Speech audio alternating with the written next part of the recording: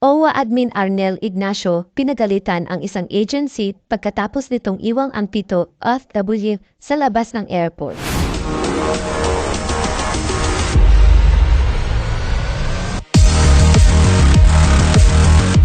Alam mo, kung di ko na kayo nahuli, pababayaan nyo lang to eh. Nakakahiya kayong agency kayo. Pasensya na, sir. Bali, kukuha niyo Hindi, ang gusto ko paliwanag, hindi pasensya.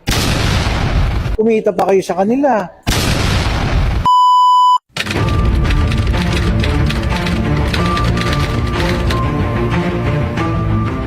Alam mo, kung di ko na kayo nahuli, pababayaan nyo lang to eh.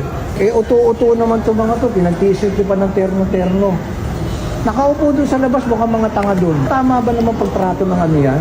Kumita na kayo rito eh. Nakakahiya kayong agency kayo. Sino yung staff mong irresponsable na gatid dito? Ito lang ang tanong ko sa iyo ha, bago ko ibaba yung telepono. Bago ko ibaba ito tanong, ito ang sagutin mo sa akin ha. Manila pa lang itong pinadala ninyo, hindi nyo na maasikaso. Padadala nyo pa ng Saudi Arabia. O, ano nga yung paliwanag mo ro? Anong rest assured, rest assured? Hindi nyo ako kayang paikutin sa ganito. Alam nga naman ako maghanap ng number ninyo. Eh, yun ang binigay nyo sa kanilang number. So, sila na naman ang may kasalanan? Bakit? Out of coverage, out of coverage. Ay, naku, puro kayo alibay. Tapos, nung nalaman nyo na ako nakausap, natataranta kayo, tawag kayo ng tawag sa kanila. Nabibigay kayo 1.5, di ba kayo nahihiya niyan? Di ba nakakahiya kayo? 1.5? Kayo ang naging problema. Wala namang problema sa kanila eh. Sumusunod lang itong mga to sa inyo eh. Kayo yung irresponsable. Puro ka andyan na ba? Hindi nyo ako naunahan eh. Kinaumandar yung 30 minutes mo. Alam mo, unang-una ito, isipin mo. Tao ang pinapadala mo. Tao. Kung ano mangyari rito, hindi ito produkto. Tao to. I-hotel nyo to. Pag ako nagbayad ng hotel nito, maniwa, kasi kaya namin bigyan ng hotel ito. Kaya bilisan ninyo because the moment na kami ang umasikaso nito, patay kayo. Galingan nyo. Gano'ng katagal na ba itong agency nyo? Matagal na pala, ito lang hindi nyo makaya. Wala naman kayong kakwenta-kwenta. But I will wait for an explanation. Otherwise, sinasabi ko sa inyo, you will be in big trouble. Ang sinasabi ko, ginagawa ko. O ikaw, ano, di ba tama ako?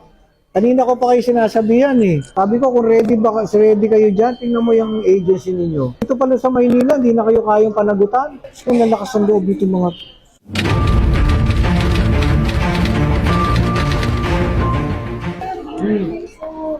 kami po yung sa Pinoy Overseas, sir. Hindi kayo sa akin hingi, sa akin wala kayong kasalanan.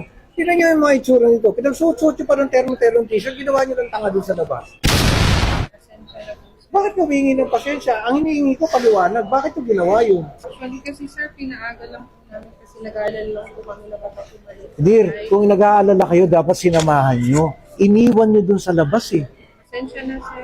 Bali, kukuha niyo Hindi, na. ang gusto ko paliwanag, hindi pasensya. Bakit nyo ginawa yun? Alam ko na yung pasensya, bakit nyo nga ginawa yun? Ngayon, tatanungin kita, sa'yo ko gawin yun? Pasensya na po. Hindi, sagutin mo, sa'yo ko gawin yun. Ikaw galing, ito nga galing, Isabela, kung saan yung nadampot na probinsya. Wala namang kamalay-malay, iniwan nyo dun. O ano mararamdaman mo? Hindi rin po maganda, O, sir. diba? Pero ginagawa nyo, kumita kayo rito. Tapos dadalhin nyo ng Saudi Arabia. Manila nga lang, hindi kayo makaresponde ng mabilis. So ano gagawin nyo ngayon dito sa mga to? Bali, i-hotel na lang po namin sila, sir. Alam mo, kung kayo lang responsable, di sana man lang nag-coordinate kayo sa amin. Actually, sir, nag-advise naman po kami, sir, na itry po yung OFW lounge kasi Paano nakita nga po nilang namin. oo nga, para sa kanila. Paano makakapasok yan? Alas 7 pa ang flight.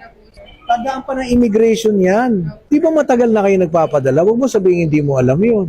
Eh siyempre malay ba nito mga to kung paano ko mausap ng mga gwardiya rito? Simpleng kapag kakapwa-tao.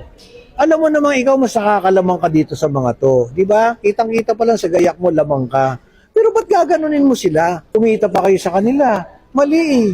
Sobrang mali.